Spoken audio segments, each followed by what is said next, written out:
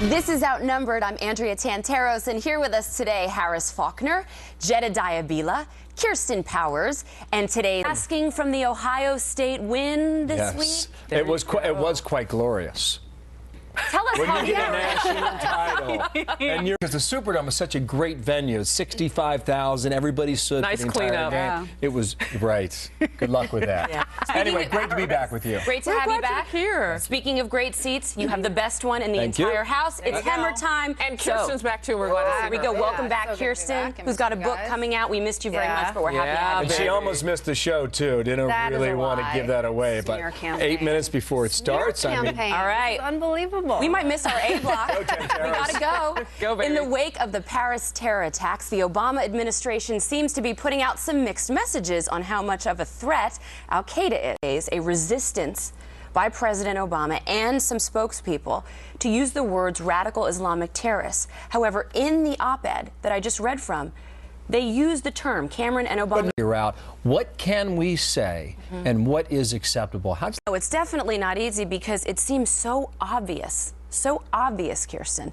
I also want to ask you this. You know, President Obama, one thing he was supposed to be good at was organizing the international community. And it seems like now, Kirsten, the international community has never been more united in defeating a common threat. I mean, you have leaders in Egypt using the term Islamic radical extremists and jihadists. Do you think that he's missing an opportunity to really lead the world here and call this for what it is? Christians do bad things. Nobody's twisting them around trying to say, like, well, that's not actually what Christians believe. You know, there's a diverse. Well, we're going to find out because he's going to be at the White House for the. Pretty tough. But remember the time. You know, they talk about some of the lines. We will defeat these barbaric killers. Okay, that sounds great. I mean, I read the op-ed. I did better upon reading this that this administration was prepared to take a step forward. Iraqi security forces has now begun to take shape, according to the New York Times today. In Libya this week, I think a story that our boss tells from 5 years ago, fighting Islamic extremism the rest of your life.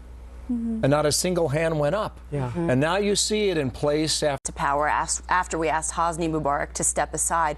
But in Libya specifically, but he's not a threat to the United States. And it's always perplexed me, army. The moderates that everyone argued we should have armed, but the Syrian army, Assad's army that's already on the ground, has weapons. We're on our own out here. Oliver North was with us 90 minutes ago in America's Newsroom, and the big thing that he sees in terms. I see people saying 56% disapprove, 53% disapprove, but when that's what they're afraid of. And boots on the ground. I mean, that's kind of a weird way to ask it because we saw our own Bill O'Reilly. This is insanity to me. Why not fire people? If you have incompetence, what good does it do to transfer them somewhere else? Well, it's very hard to fire civil servants. And when I worked in the Clinton administration, show up would be extremely disruptive because we were so overwhelmed. What happens then? Okay, so my boss, you spend your entire day documenting a case against her every single day in order to get her fired. And it was, I mean, it was unbelievable. Well, noon is good on the East Coast because she's in time for Outnumbered. Talking about the inability to fire bad teachers, all of these government positions, it seems like it's real. Because actually they had not heard gunfire.